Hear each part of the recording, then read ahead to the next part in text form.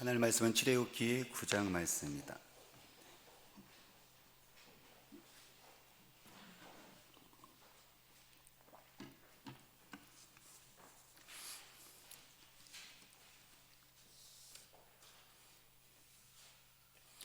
출애굽기 9장 13절에서 26절까지요. 출애굽기 9장 13절에서 26절까지 저와 여러분들이 천천히 하나님 말씀을요 우리 같이 함께 읽도록 할게요. 읽겠습니다.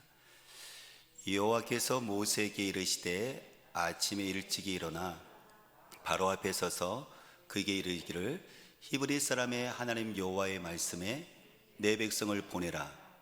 그들이 나를 섬길 것이니라. 내가 이번에는 모든 재앙을 너와 내 신하와 내 백성에게 내려 온 천하에 나와 같은 자가 없음을 내가 알게 하리라. 내가 손을 펴서 돌림병으로 너와 내 백성을 쳤더라면 내가 세상에서 끊어졌을 것이나 내가 너를 세웠음은 나의 능력을 내게 보이고 내 이름이 온 천하에 전파되게 하려 하였음이니라. 네가 여전히 내 백성 앞에 교만하여 그들을 보내지 아니하느냐? 내일 이맘때면 내가 무거운 우박을 내리리니 애굽 나라가 세워진 그 날로부터 지금까지 그와 같은 일이 없었더라. 이제 사람을 보내어 내 가축과 내 들에 있는 것을 다 모으라. 사람이나 짐승이나 무릇 들에 있어서 집에 들어오지 않는 것들에게는 우박이 그 위에 내리니 그것들이 죽으리라 하셨다 하라 하시니라. 바로의 신하 중에 여호와의 말씀을 두려워하는 자들은 그 종들과 가축을 집으로 피하여 들였으나 여호와의 말씀을 마음에 두지 아니하는 사람은 그 종들과 가축을 들에 그대로 두었더라.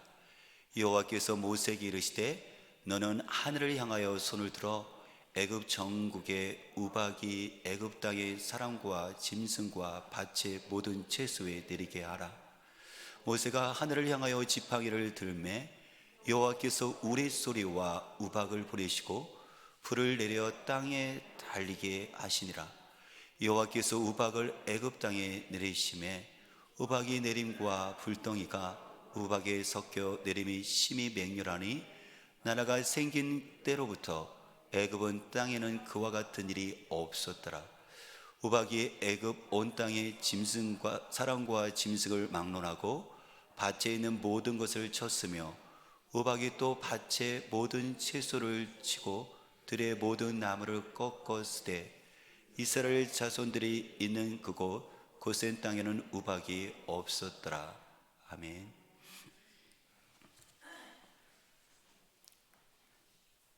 오늘 본문이 출애굽기 오늘 9장 말씀인데 10가지 재앙 중에서 7번째 재앙이거든요.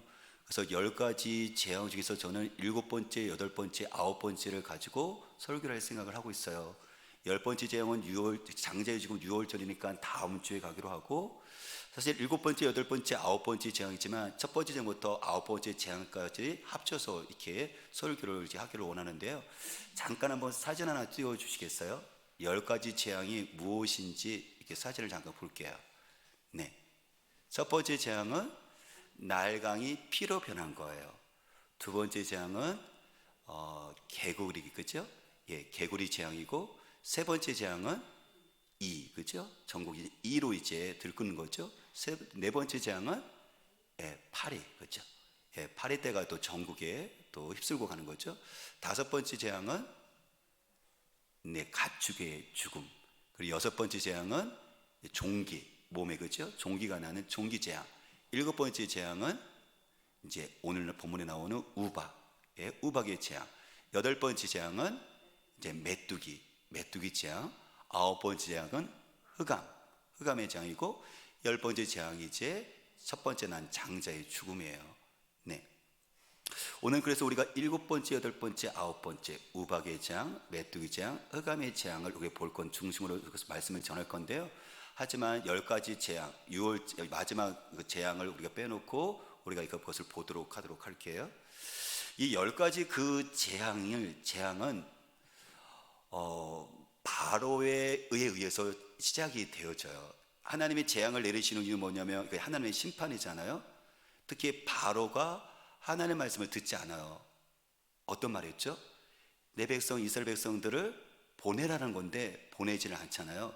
그래서 하나님께서 그것의 반응으로 이제 재앙을 보내주시는 건데, 첫 번째 때부터 아홉 번째 재앙에서 우리가 말씀을 읽다 보면 계속 따라 나오는 문구가 있어요. 그게 오늘 이 말씀인데요.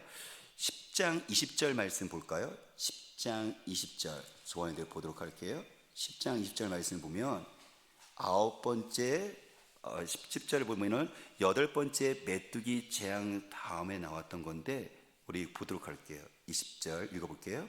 그러나 여호와께서 바로의 마음을 완악하게 하셨으므로 이스라엘 자손이 보내지 아니하였더라 하는 것처럼 하나님께서 바로의 마음을 완악하게 해서 그가 하나님의 말씀에 순종하지 않고 이스라엘 백성을 보내지 않았다, 이런 의미잖아요. 그 다음 재앙, 우리가 아홉 번째 재앙, 흑암의 재앙인데 10장 27절 말씀 읽어볼까요? 여호와께서 바로의 마음을 완악하게 하셨으므로 그를 보내기를 기뻐하지 아니하고, 바로가 하나님의 말씀에 불순종하고 보내지는 않아요. 그 이유를 보니까는 지금 얘기 나오게 하나님께서 바로의 마음을 완악하게 했대요. 그래서 완악하다는 것은 무슨 말이냐면 이게 강팍하다, 이게 고집스럽다는 거거든요. 사람들도 이렇게 고집이 세면 누구가 말한 것에 대해서 내 생각을 꺾지 않고 따라가지 않잖아요. 그러니까 바로가 하나님의 뜻이 뭐냐면, 말씀 뭐냐면 내 백성 이스라엘 백성들을 보내라는 건데, 바로는 자기가 고집스럽게 자기 생각을 꺾질 않아요. 이게 완악하다는 얘기예요. 이게 강팍하다는 얘기거든요. 그러면 우리가 오해할 수 있죠. 그러면 결국은 하나님이 잘못한 거네. 하나님께서 그의 마음을 조종을 해서 마음을 강팍하고 고집스럽게 했으니까 이건 하나님의 책임인데요, 이렇게 생각할 수 있지만, 이 뜻은 무엇이냐면 하나님께서 바로의 마음이 돌처럼 굳어진 고집스러운 마음을 내버려 두셨다는 의미예요. 그러나 그것을 허락하시고 허용하셨다는 의미지 그거를 조종하셨다는 의미가 아니라는 거죠. 우리가 그걸 어떻게 할 수 있냐면 9장 35절 말씀 볼까요? 일곱 번째 재앙에 우박 재앙이 나오는데 그것이 왜 나왔느냐면 9장 35절 말씀 읽어볼게요. 바로의 마음이 완악하여 이스라엘 자손을 내보내지 아니하였으니 여호와께서 모세에게 말씀하신 것과 같다라는 것처럼 여기 보니까는요, 그렇죠? 바로의 마음이 완악하다 이렇게 표현이 되어 있잖아요. 어쨌든 여기서 보면 우리가 중요한 한 문구가 계속 반복되어지고 있는데 바로의 마음이 완악하다는 거죠. 강팍하다는 거죠. 고집이 셌다는 거죠. 그래서 하나님의 말씀을 그래서 그런 말이냐면 이 재앙이 계속해서 반복되어지고 오게 되어지는 건데요. 바로 나쁜 놈이네 이렇게 된 것이 아니라 하나님은 이 말씀을 통해서 나에게 주시는 말씀이 있을 거 아니에요. 저는 여러분들에게 바로의 마음이 나의 마음이 아닌가를 여러분들 다시 한번 이렇게 생각해 봤으면 좋겠어요. 바로가 완악하잖아요. 강팍하잖아요. 고집스럽잖아요. 나도 하나님 앞에서 완악한 마음과 강팍한 마음과 그리고 고집스러운 그런 마음을 갖고 있지는 않나 한번 이렇게 돌아봤으면 좋겠어요. 그래서 강팍하다, 완악하다는 그 마음은 어떤 것을 구체적으로 얘기하냐면 강팍한 사람들, 완악한 사람들은 세 가지의 모습이 나타나요. 그 세 가지의 모습을 혹시라도 나도 그 세 가지 모습을 띠고 있는 것이 아닐까라고 저와 여러분들이 돌아봤으면 좋겠습니다. 마음이 바로처럼 강팍한 사람은요, 완악한 사람은요, 첫 번째 어떤 모습을 띠느냐면 하나님의 말씀을 진지하게 받아들이지 않아요. 모세가 바로 앞에 섰어요.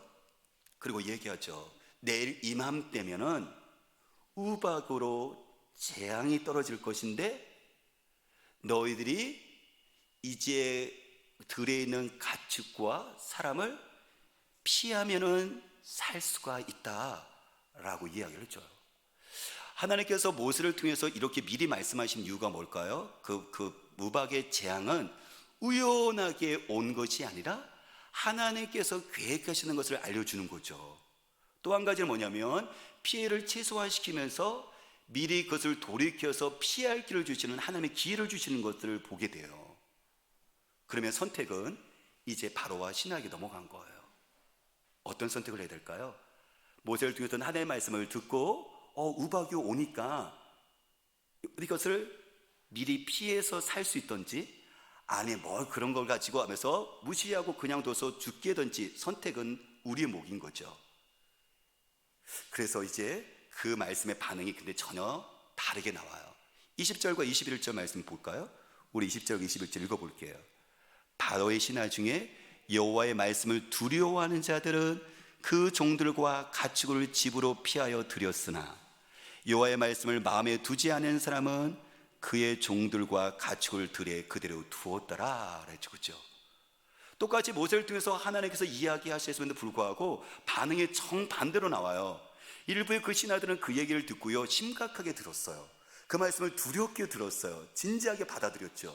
그래서 어떻게 하냐면은 가축에 나서 자기의 종들과 그리고 가축들을 집으로 미리 모아놨어요.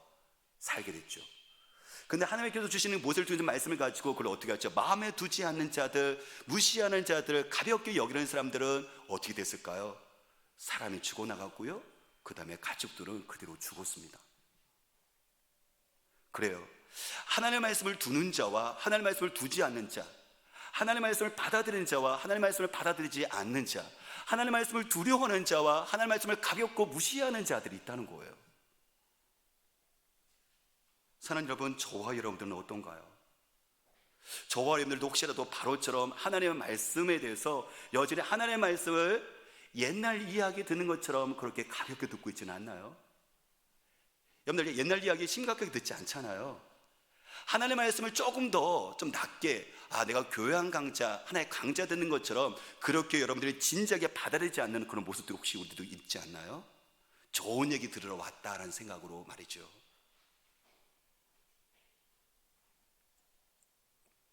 최근에 저와 여러분들은 하나님의 말씀을 마음에 담은 적이 있으신가요? 하나님의 말씀을 받아들인 적이 있으신가요? 하나님의 말씀을 두려워 떨게 받은 적이 있으신가요? 근데 저는 이 말씀을 준비하면서 먼저 말씀을 전하기 전에 저한테 적용을 시키는 거잖아요. 저는 적용거리가 없더라고요. 저는 완벽하더라고요. 그래서 하나님, 적용거리가 없네요. 이 말씀대로라면 저는 이제 그러면 내가 하나님의 말씀을 두려워 떨지 않은 것이 어떤 것일까? 내가 마음에 두지 않았을, 마음에 혹시라도 가볍게 여기는 것이 있지 않았나? 보니까는 저는 없더라고요. 그래서 너무 기뻤습니다. 역시 최고의 설교자다. 그런데요, 마음이 여전히 불편한 거예요. 왜 불편한가요? 이거 자체가 교만이거든요. 말씀은 제가 일찍 준비를 하는데, 설교 클래스가 있어서 일찍 준비를 하는데 적용거리를 생각하니까 사실 그것이 적용거리가요, 생각이 안 나는 거예요. 제가 완벽하기 때문에 그런 것이 아니라 제 마음이 굳어진 거예요. 본문 말씀은 해석이 되어지는데 이것구나라고 설교를 할 수가 있는데, 문제는 뭐냐면 제 마음에 말씀이 두렵지가 않은 거예요. 말씀인 것처럼 단지 교양 강좌로, 훌륭한 철학적 어떤 강의로, 사람들을 멀찍이 감동시키는 이야기로 저기에 있어서 그것을 그쳐진 것이니까 제 마음에 그것이 떠오르니까 두렵더라고요. 그때 두렵더라고요. 저도 모르는 사이에 서서히요, 정말 서서히요, 하나님의 말씀이 멀어졌어요. 하나님의 말씀이 두렵지가 않아요. 하나님의 말씀이 담겨지질 않는 거예요. 사실 여러분들 중에서 여러분들 가정에서 아내가 싫은 말 하면 어때요? 여러분들 이 가슴이 마음이 담겨지잖아요. 이 말이 담겨지잖아요. 성도 중에서 누구에게 나에게 불편 말을 하면 여러분들 이 말이 떠나지 않고요, 이 마음에 두잖아요. 이게 계속 마음에 두잖아요. 그런데요, 하나님의 말씀이 분명히 저에게 들려질 텐데 이 마음에 저에게 담겨지는 게 없는 거예요. 이게 사람들 말은 조금 불편하면 이것이 계속 떠나지 않고 이것이 계속 머물러 있는데, 하나님의 말씀이 저에게 담겨지고 하나님의 말씀이 담겨지지 않고 저에게 머무는 말씀이 없는 거예요. 이게 여러분들의 선배나 여러분들의 상사가 어떤 말을 하면 여러분들 그 말을 어떻게 하죠? 무겁게 들리죠. 이게 가볍지가 않아요. 함부로 하지 못하죠. 저 같은 경우도 이번 주 수요일날 대전 주빌에 가서 제가 설교를 했거든요. 그래서 저희 집이 청주기 1시간 거리니까 부모님 집에 가서 자고 목요일날 제가 이렇게 왔어요. 근데 일어나자마자 제가 한 게 여러 가지가 있는데 그 중에 한 가지가 뭐냐면, 선배님에게 제가 몇 명의 목사님들과 장로님들에게 전화한 것이었거든요. 왜냐하면 지방교회 회장이신 김상선 목사님이 몇 주 전에 이렇게 지방의 목사님과 장로님들에게 식사를 대접을 하고 싶었던 그 계획이 있었어요. 그래서 그거를 밴드에 올렸었지만 다시 이제 제가 석이니까 다시 확인을 해야 될 거 아니에요. 그래서 최소한 몇 명 정도 됐다고 제가 지방 회장님에 보고를 하고 예약을 해야 될 거 아니에요. 근데 제가요, 그거를 흘렸을까요? 담았을까요? 담습니다. 제 핸드폰 스케줄 일정표에 넣어놓고요, 제가 손바닥에도 써놓더라고요. 왜요? 흘릴 수 있는 말이 아니니까, 선배님 말이니까. 가볍게 여기면 안 되죠. 제 마음 가운데 무겁게 남아있어야 되는 거죠. 그게 담겨져야 되는 것이죠. 만약에 그것을 여러분들 제가 흘려버렸다면, 그것을 가볍게 여기로 썼다면 담지 않았겠죠. 그러면 어떡하죠? 그거는 지방의 회장님의 그 말씀의 권위를 인정하지 않는 것이고, 어쨌든 그것을 무시하고 있는 것이죠. 그죠? 근데 마찬가지로요, 섭섭한 말은 저에게 가슴이, 마음에 그 말이 담겨져 있는데, 하나님의 말씀에 불편한 말씀이 나에게 저에게 담겨지질 않는 거예요, 이게. 그리고 선배 목사님의 그 말씀은 저에게 무겁게 함부로 하지 못할 말씀으로 저에게 이것이 받아들여지고 이게 다뤄지고 있는데, 하나님의 말씀에 대해서 그래서 어떻게 하죠? 이게 신경이 안 쓰이는 거예요. 저는 그 선배님 말씀에 대해서 무척 신경 쓰여 있거든요. 그래서 쓰고 기록되어 손바닥까지 쓰거든요. 신경 써야 되는 거죠. 그러면 사랑하는 여러분들 보세요. 우리도 하나님의 말씀에 신경 써야 되는 거죠. 세상에 있는 사람들이 그 말씀에 대해서 우리가 함부로 하지 않는다면, 여러분들 우리를 살리는 이 말씀 가운데 속에서, 이 권의 그 말씀 속에서 우리 최근에 여러분들이 하나님의 말씀을 어느 정도 신경을 썼나요? 우리가 하나님의 말씀을 어느 정도 우리 마음속에 품고 그것 때문에 끙끙대고 있었나요?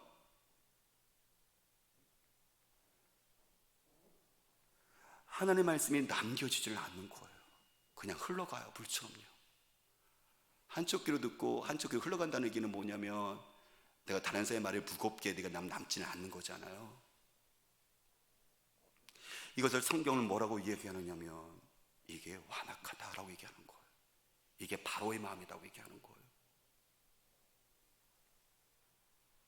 사랑하는 여러분, 저와 여러분의 삶 가운데 속에서 오늘 이렇게 바로처럼 하나님의 말씀을 여러분의 마음에 담지 않는 거, 하나님의 말씀이 내 마음에 남지 않는 거, 그리고 하나님의 말씀에 대해서 내가 진지하게 받아들이지 않는 것은, 그것은 바로 하나님께서 완악하다, 강팍하다라고 이야기합니다. 두 번째, 마음이 완악하다는 것은 무엇을 얘기하는 거냐면, 이게 말로는 회개를 하는데 행동이 뒤따르지 않는 걸 얘기를 해요. 바로 앞에 모세가 이야기를 하죠. 내일 이맘때면은 우박의 재앙이 있을 거다라고 얘기해서, 이제 실질적으로 바로는 그 얘기를 마음에 담지 않죠. 그랬더니 우박이 내려서 모든 것들이, 우박이 이 정도 되는 거예요. 이게 주먹만한 우박이요, 빛으로 쏟아지는 거예요. 거기에 살아남을 사람이 누가 있겠어요? 자기의 백성이 여러분들 이 바로의 이 우둔함 때문에, 완고 때문에 수많은 백성들이 제공되면서 죽어가는 거예요. 이게 피를 흘리면서 아우성치는 거예요. 이게 지옥이 따로 없죠. 짐승들이 막 꼬꾸라지는 거예요. 나무가 꺾어지는 거예요. 채소들이 여러분들 박살나버리고 이그러지는 거예요. 그러자 이 아수라장된 지옥 같은 것을 보면서 바로가 이야기하죠. 모세를 부르죠. 그리고 뭐라고 이야기하냐면 27절 보니까 이렇게 얘기해요. 9장 27절 읽어볼까요? 바로가 사람을 보내어 모세와 아론을 불러 그들에게 이르되, 이번은 내가 범죄하였노라. 여호와는 의로우시고 나와 나의 백성은 악하도다. 지금 모세가 앞에서 지금 이 바로가 하는 얘기를 들어보십시오. 뭐라고 얘기하고 있어요? 이번은 내가 잘못했다. 하나님이 옳았고 나와 내 백성이 잘못했다. 이번은 내가 정말 잘못했다. 이 얘기는 뭐 얘기하고 있는 거예요? 내가 그러면 그 전에는 잘못하지 않았다는 거잖아요. 이게 7번째 재앙이거든요. 그러면 내가 앞에 6번째, 5번째, 4번째, 3번째는 내가 괜찮았다는 거잖아요. 하나님 앞에서 내가 죄를 범하지 않았다는 거잖아요. 이게 진정한 회개, 이 부분을, 이게 진정한 회개를 얘기하는 걸까요? 그렇지 않죠. 만약 내가 이번 그래 정말 잘못했다고 얘기한다면, 내가 하나님 앞에서 정말 잘못했어요, 내가 죄를 범했어요 라고 얘기한다면, 여러분들 어떤 행동이 따라야 되는 거죠? 반드시? 그렇죠. 왜 그것이 지금 재앙이 오느냐면, 바로가 완악해서 자기 뜻을 꺾지 않았거든요. 하나님의 뜻을 따르지 않았거든요. 이스라엘 백성, 내 백성을 보내라고 했는데 보내지 않았어요. 그러면 이번을 잘못했다면 그가 반드시 나와야 되는, 진정한 잘못이라면 어떤 행동이 나와야 되는 거죠? 이번의 백성들을 보내야 되는 거예요. 안 보냅니다. 그러면 이게 진정한 여러분들 잘못을 뉘우치고 있는 것일까요? 말로만 하는 거예요. 이 위기를 벗어나려고.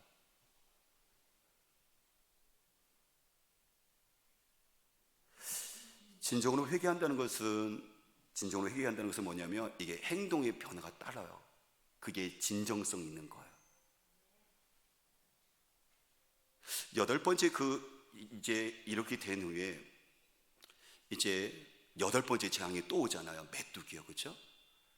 그나마 우박으로 남겨 있었던 그 채소, 또 나무의 열매들이 메뚜기 때가 오니까요, 열매들 싸그리 다 먹어치우고요, 남은 채소조차도 이게 모두 다 먹어치워버린 거예요. 소망이 점점 사라져 버리고 있는 거죠. 그러자 바로가 모세를 불러서 이렇게도 이야기합니다. 10장 16, 17절, 지옥기 10장 16, 17절 우리 같이 함께 읽어볼까요? 10장 16, 17절. 바로가 모세와 아론을 급히 불러 이르되, 내가 너희의 하나님 여호와와 너희에게 죄를 지었으니 바로건대 이번만 나의 죄를 용서하고 너희의 하나님 여호와께 구하여 이 죽음만은 내게서 떠나가게 하라 라고 했습니다. 어떻게 얘기하게요? 이번 딱 한 번만 용서해줘, 내가 잘못했어 라고 이야기를 해요. 이거는 단지 말만 하는 거죠. 정말 급해서 여러분들 이 상황을 모면하고 싶은, 이 상황의 위기를 탈출하고 싶어서 이 상황을 벗어나고 싶은 그 마음이지만, 진정으로 그 마음 가운데는 이거에 대한 어떻게 하죠? 행동하겠다는 그 마음은 사실 없어요.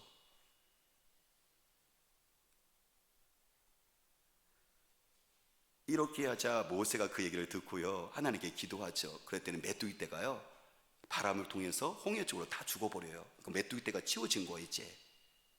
그랬더니 바로가 어떻게 했을까요? 히브리 백성들을 보냈을까요? 안 보냅니다. 다시 원래 상태로 들어가서 하나님과 약속을 어겨요.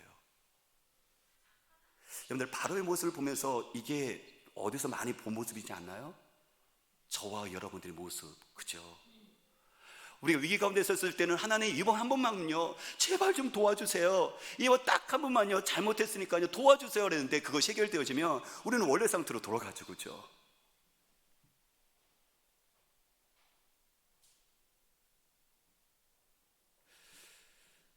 이 모습은 마치 우리 아이들도 보면, 우리 아이들도 부모님 앞에서 얘기하죠. 엄마 아빠 잘못했어요, 용서해 주세요, 다음엔 안 그럴게요, 잘할게요 라고 얘기하는데, 아이들은 나중에 보면요 그것을 또 반복하고, 또 심지어 부모를 속이는 어떤 모습까지도 이렇게 나오는 것들을 보게 되죠. 아이들이 그 잘못된 부분 속에서 아이들이 그 행동을 변화시키지 않는다면, 부모님 뜻에 따르지 않는다면, 여러분들 그것이 아이들이 진정으로 잘못된 것을 뉘우쳤다고 생각을 하세요? 아니죠. 부모는 더 화나죠. 그런 것처럼 여기 나오는 진정한 회개라는 것은 뭐냐면, 죄를 깨달을 뿐만 아니라 어떻게 하죠? 내가 끊어냈던 결단 있고, 뿐만 아니라 동시에 따라오는 것이 뭐냐면, 진짜로 돌이키는 행동이 반드시 연결되어져야 돼요. 그래서 회개라는 뜻이, 이게 한자로 보면 이 회자가 뉘우칠 회자거든요. 깨달을 회자예요. 깨달았어요. 그럼 어떻다는 거예요? 고쳐야죠. 이게 회개거든요.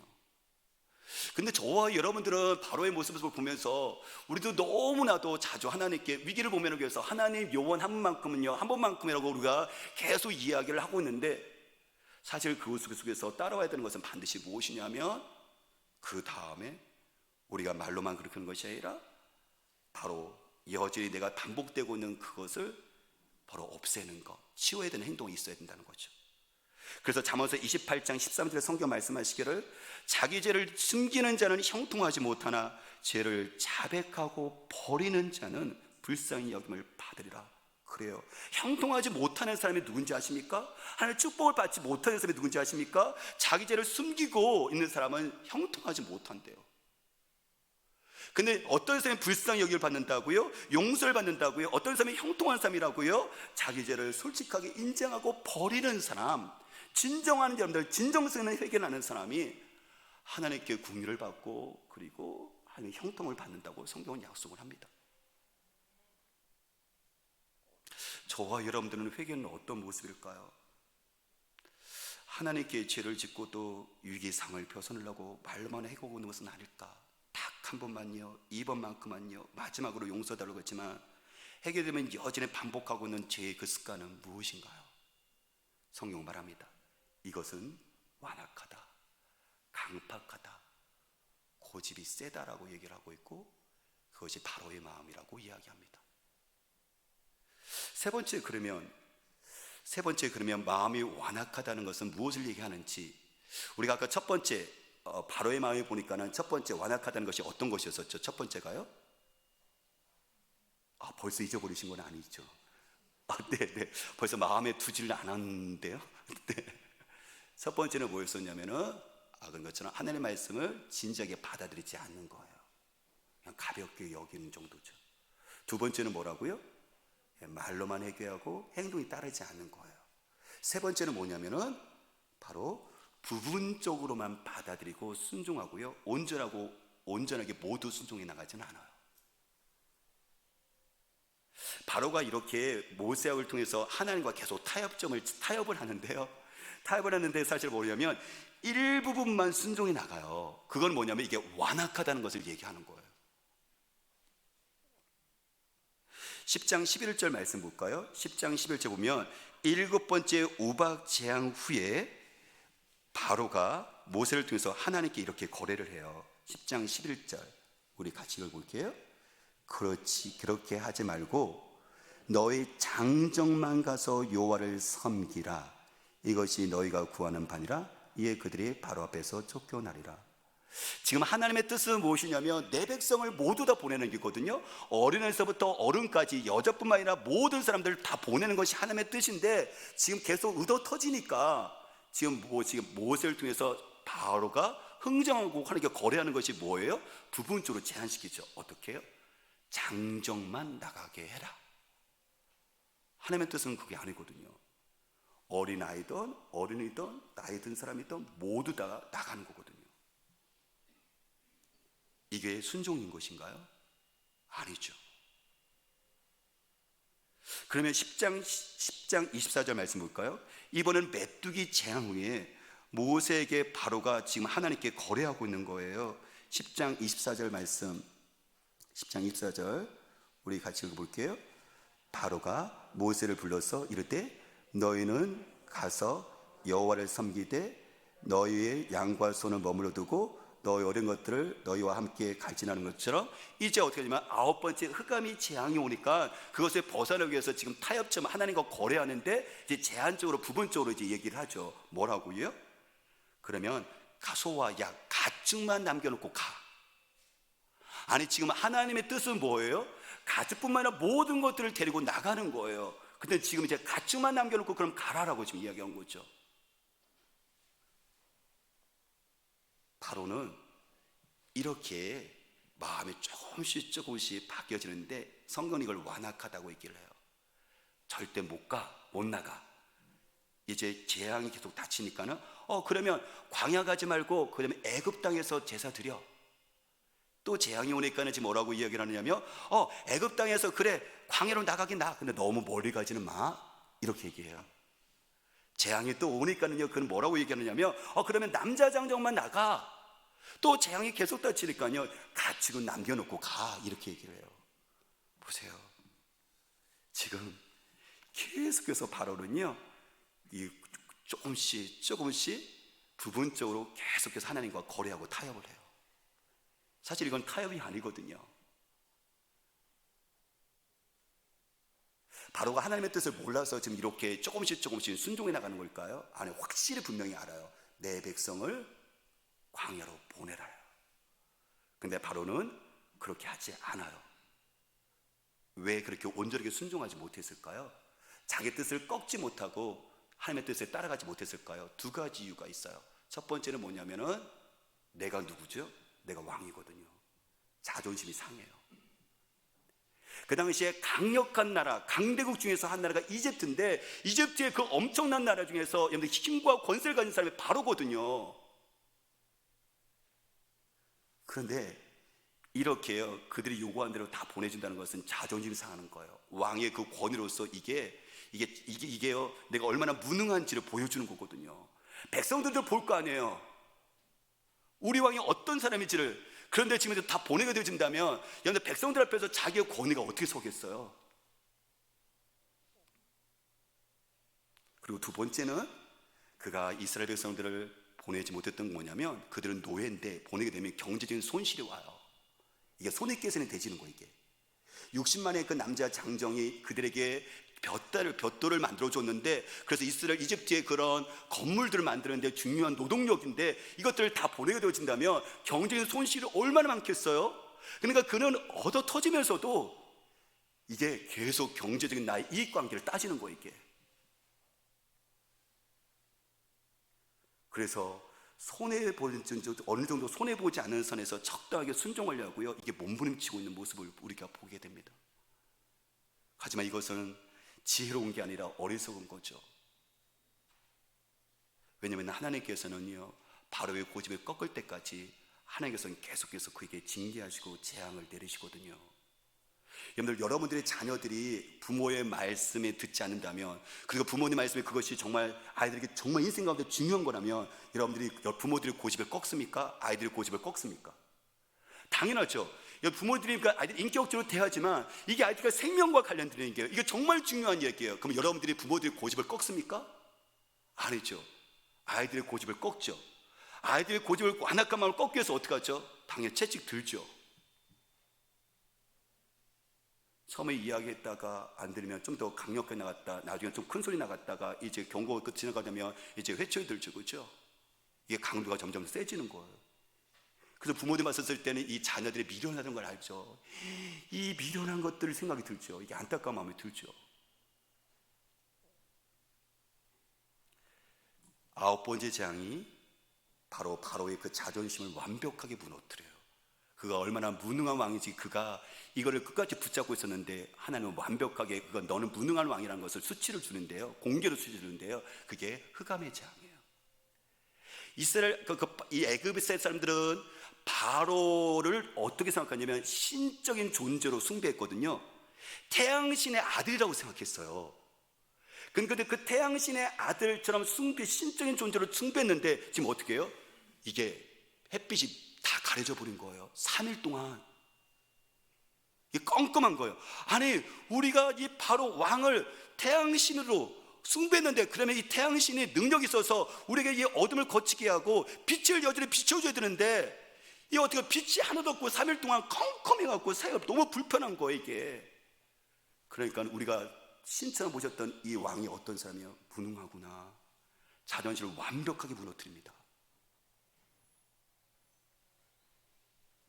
사랑하는 여러분, 저와 여러분들도 이 바로와 같은 모습이 아닐까요? 분명 이것이 하나님께서 원하시는 것인데 분명히 알고 있는데 모르는 게 아니에요. 그것이 가정에서, 직장에서, 그리고 내가 사회생활 속에서 어릴 때는 재정적인 부분이나 아니면 내가 또 어느 때는 시간적인 부분 속에서 하나님의 기뻐하시는데 내가 이것을 포기를 하지를 못하고 내려놓지를 못해요. 그 이유가 바로처럼 자존심이 상하거든요. 또 하나 손익계산이 되지거든요. 그래서 우리는 할 수 없이 할 수 있는 것이 뭐냐면 부분적으로 순종해 나가요. 바로처럼 하나님께 조금씩 거래해 나가는 것에서 내가 순종했다고 스스로 위로를 받고 싶은 마음속에서 우리는 그렇게 나가기 시작을 하죠. 그래서 우리는 순간순간 적당히 내가 할 수 있는 그 선까지, 여기까지만 내가 순종을 했다고 생각하고, 그것이 온전하게 순종해서 했다고 생각하고 하나님께서 나에게 복을 주길 기대를 합니다. 우리는 내가 이런 사람까지 어떻게 사랑해? 내가 이 사람을 할 수 있지만 저 사람은 사랑할 수 없지 하나님이라고 내가 선을 그으면서 순종해 나가요. 그리고 하나님, 이 정도면 내가 할 만큼 했어요 라고 해서부터 내가 이 정도 것을 순종으로 내가 이렇게 범위에 넣고 우리는 그거에 대해서 어떻게 하죠? 그 유혹에 우리가 넘어가기도 하죠. 그래서 우리는 이런 모습을 통해서 바로가 조금씩 걸 통해서 하나님과 고려하면서 하나님의 뜻을 거꾸로 했던 것처럼 우리도 이런 모습들을 통해서 내가 온전한 순종은 아닌데 하나님 내가 이 정도 했잖아요 하면서 내가 하나님의 내 뜻을 꺾는 거 아니라 하나님의 뜻을 꺾으려고 했던 우리들의 모습들이 있습니다. 사랑하는 여러분, 저와 여러분들이 하나님은 계속 나에게 선포하심에도 불구하고 계속해서 내 생각을 꺾지 않는 그 고집은 무엇인가요? 각자가 다를 거예요. 근데 계속 버틴다는 것은 그 고집은 결코 내 고통이고 내 손해입니다. 정말 지혜로운 사람은 이건 어리석은 거예요. 말씀을 맺을게요.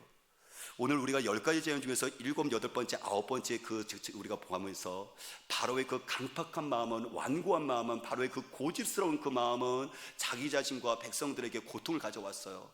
큰 손실을 가져왔죠. 그래서 우리가 그 강팍한 마음이 아까운 것처럼 하나님의 말씀을 어떻게 하죠? 진지하게 받아들이지 않고, 말로는 회개했는데 그에 대해서 우리가 행동이 따라가지 않고, 그리고 내 자신의 어떤 자존심과 손실을 말하여 적당히 순종해 나가는 그런 어떤 부분적인 순종의 모습은 하나님이 말합니다. 완고하다, 강팍하다, 그리고 고집이 세다라고 하나님께서는 바로에게 얘기하는 것이 아니라 저와 여러분들에게 말씀하세요. 그렇죠. 바로가 10번째 재앙 때까지 정말 고집 세죠. 한 번, 두 번이면 그 재앙이면 꺾을 만도 한데, 여러분들 얼마나 고집이 셌었으면 그 10가지 재앙이 올 때까지 버팁니까? 사랑하는 여러분, 사실 근데 그 모습은 우리의 모습이기도 하잖아요. 그렇죠? 우리가 하나님의 그 뜻을 꺾는 것이, 우리가 내 뜻을 꺾는 것보다도 하나님의 뜻을 꺾으려고 했던 때가, 우리가 그 고집 부릴 때가 더 많죠. 그래서 우리에게는 희망이 없습니다. 바로에게는 희망이 없어요. 바로의 모습을 보면 정말 심판받을 만한 존재예요. 그 고집 누가 꺾습니까? 하나님도 못 꺾고 있는데요. 근데 그것은 무엇을 얘기하냐면 우리도 하나님 앞에 설 수 없는 존재라는 거예요. 바로를 통해서 보는 것처럼 하나님의 재앙을 받을 수밖에 없는, 내가 하나님의 말씀에 대한 그 반응과 내 마음과 속에 있는 내 말씀에 있는 이 완고한 그 마음을 보면서 하나님 바로가 심판을 받을 수밖에 없는 존재군요, 하나님의 심판이 있을 수밖에 없는 존재군요, 그런 죄인이군요 라는 것을 보면서 똑같이 동일하게 하나님, 나도 하나님 앞에서 이런 고집스러운 모습을 보니까는 나도 심판을 받을 수밖에 없는 존재군요 라는 것이 우리가 고백될 수밖에 없어요. 근데 감사한 것은 뭐냐면, 그래요, 우리는 선행으로 내 자신의 어떤 의로운 모습으로 우리가 하나님의 심판을 피할 수 있는 사람들이 아니에요.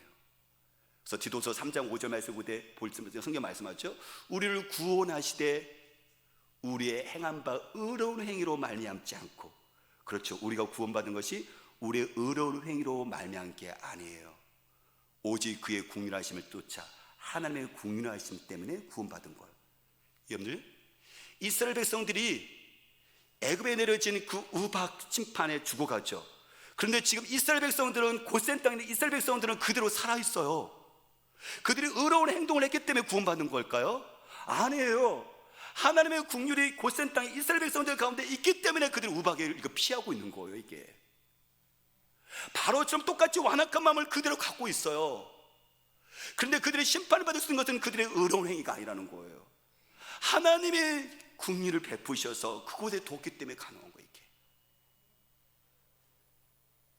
메뚜기 재앙이 있었을 때 다 쓸어가 버렸어요. 좀 남아있는 열매꽃까지 되면 그들이 먹을 거기 다 쓸어가, 다 먹어 치워버렸어요. 그런데요, 어디에는 메뚜기가 들어오지 않습니까? 이스라엘에서 있는 고센 땅에는 메뚜기가 들어가지 않고 침해하지 못해요. 그들이 의로워서요? 아니에요. 그들도 이스라엘에서도 고집스럽습니다. 완악한 자입니다. 심판을 당연히 받아야 될 텐데 그 땅은 심판을 받지 않아요. 왜요? 하나님의 호의가 있는 거예요. 하나님의 긍휼이 그 가운데 있는 거예요. 하나님의 보호하신 가운데 있는 거예요. 이게 흑암의 권세 가운데 있었을 때 사람들이 그 어둠 속에서 그들은 고통을 당합니다. 근데 어느 곳만은 빛이 여전히 비치고 있어요? 이스라엘 백성들이 있는 고센 땅 그곳에는 여전히 빛이 비칩니다. 이스라엘 백성들의 그것은 어떤 이유일까요? 그들의 의로운 행위 때문에 그런 걸까요? 아니에요. 우리를 구원하시되 우리의 행한 바 의를 행위로 말미암지 않고 오직 그의 국률하심을 따라 중생의 씻음과 성령의 새롭게 하심으로 하셨나니, 하나님의 우리를 불쌍히 여기셔서 우리를 죄를 씻어주셨고 예수의 피로 씻어주셨고 덮어주셨고, 그래서 너는 죄 없다 말씀하시고 심판을 피하게 하셨고, 우월에 계시는 성령께서 우리를 다시 하나님의 자녀로 태어나게 하셨고 새로운 삶을 살 수 있도록 우리를 도와주시는 거예요. 이게 하나님의 은혜인 거죠. 사랑하는 여러분, 오늘 하나님께서 10가지 재앙을 통해서 우리 주님께서 하시는 말씀은 무엇이었을까요? 바로의 그 나쁜 놈, 우리가 정죄하고 들어가는 것이 아니라 그 나쁜 놈이 저와 여러분이죠. 근데 그 나쁜 놈을요, 하나님의 그 국률로 예수 그리스도를 죽음을 통해서 우리를 재용서하셨고 하나님의 자녀로 삼으십니다. 그리고 성령께서 우리를 여전히 하나님의 자녀로 살 수 있도록 도우십니다. 저는 오늘 결단성이 우리가 바뀌어졌는데요, 이 찬송을 부르면서 제 마음 가운데 은혜가 됐어요. 후렴 부분 보면 이렇게 나오거든요. 은혜의 강물 흐르게 하소서, 성령의 바람 이 땅 가득 불어와 흰옷 입은 주의 순결한 백성 주의 영광 위에 이제 일어나 열방을 치유하며 행진하는 영광의 그날을 주소서. 여러분들, 하나님이 우리에게 바라신 것은 뭐냐면 주님의 영광을 위해서 일어나갖고요 열방을 치유하면서 열방의 영광을 전하는 그 삶을 우리를 삼으신대요. 여러분들, 바로와 같은 그 완악한 마음을 갖고 있는 그 사람들이 어떻게 하나님의 교회에서 쓰임받을 수 있는 존재가 되겠어요? 근데 이렇게 얘기합니다. 흰옷 입은 주의 순결한 백성, 우리가 순결하게 됐던 이유는 뭐냐면 은혜의 강물이 흐르기 때문에 가능한 거예요. 성령의 바람이 불었기 때문에 이게 우리가 순결한 백성으로 설 수 있는 거예요.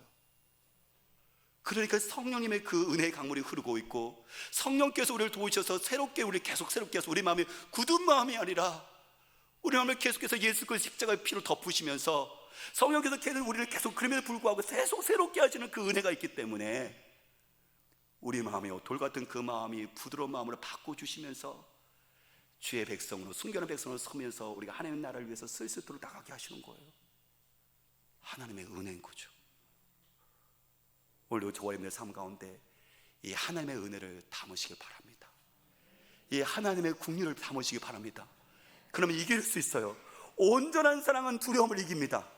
여러분들에게 두려움은 무엇입니까? 그것이 코로나인가요? 여러분들의 자녀인가요? 내 불확실한 미래인가요? 내 경제적인 불안인가요? 아니요, 온전한 사랑은 주님의 그 십자가의 그 사랑은 나의 그 모든 것들을 자유케 하십니다.